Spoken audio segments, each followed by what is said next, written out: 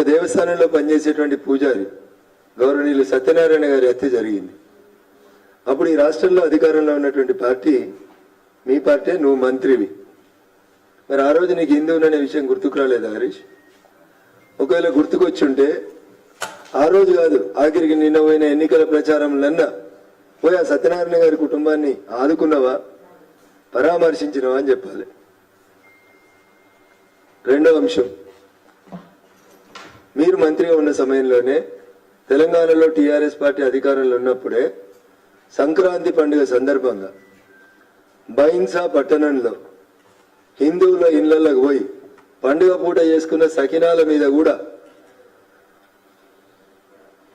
అంటే దాన్ని ఆ పదాన్ని నేను వాడాలనే వద్ద యూరిన్ పాస్ చేసినారనేటువంటి వార్తలు వచ్చి పేపర్లు టీవీలన్నీ ఘోషిస్తే ఎంతమందిని అరెస్ట్ చేసిరు హరీష్ గారు? ఎందుకు పోలే నీ మామ బైన్సాకి? నువ్వెందుకు పోలే బైన్సాకి? ఆ రోజు హిందువులు అనే విషయం మర్చిపోయినరా మీరు? అధికారంలో ఉన్నంతసేపు కాసిం రజ్వీ వారసులు, అధికారం కోల్పోయినాక హిందువుల 2019 ఎన్నికలప్పుడు మీ మామ కరీంనగర్ పోయి హిందుగాళ్ళు బొందుగాళ్ళు అన్నాడు. మరి అలా ఆనాడు మీరు హిందువు అయితే మీకు ఆ విషయం ఎందుకు గుర్తుకు రాలేదు? మేము హిందువులం, మా ప్రభుత్వ హయాంలో హిందువులకు అన్యాయం జరగది అని ఒక మాట ఎందుకు చెప్పలేకపోయినారు మీరు?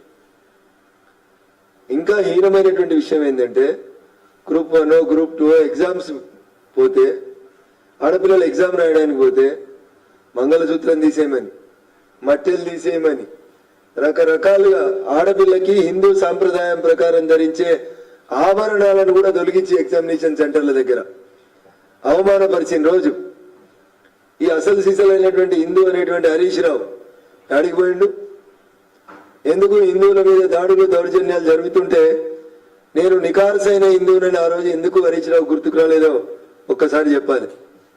ఇంకో మాట కూడా అన్నాడు, మేము కట్టలేదా యాదగిరి గుట్ట, ఎంత గొప్ప కట్టినామో అన్నాడు హరీష్ రావు. ఎట్లా కట్టినావు సార్? ఒక్కొక్క ఎమ్మెల్యే దగ్గర ఎన్ని పైసలు తీసుకురు? నాకు డౌట్, బహుశా ఈ ఫోన్ ట్యాపింగ్ లో బంగారు నగల దుకాణపులను బెదిరించి వాళ్ళ దగ్గరికి వెళ్ళి తెచ్చిన బంగారంతో కట్టినేమో అనేది నాకు డౌట్ కూడా. యాక్చువల్లీ మీ ఫోన్ ట్యాపింగ్ లో దేవుని కూడా వదిలిపెట్టలేదేమో అనేది నాకు ఉన్నటువంటి అనుమానం.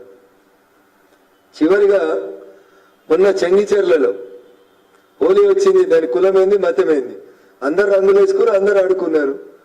అయిపోయినాక ఎవరో ఇద్దరు డాన్స్ పెట్టుకున్నారు, డీజే పెట్టుకున్నారు, ఊరందరూ కలిసి డాన్స్ చేసిరు. చెంగిచెర్లలో దాడులు జరిగినాయి. మరి ఖండించినవా? బాధిత కుటుంబాలను పరామర్శించినవా? ఇవన్నీ ఏం చేయకుండా నాకు హనుమాన్ చాలీసా వచ్చు, నేను ఇప్పుడు చదవనా అంటే ఆ పక్కనున్న వినయ్ భాస్కర్ అంటే ఆయన చదవన్నా రోజు పూజ చేస్తారట వీళ్ళు. ఎప్పుడైనా ఎవరి ముఖానికైనా బొట్టు కనబడ్డా అది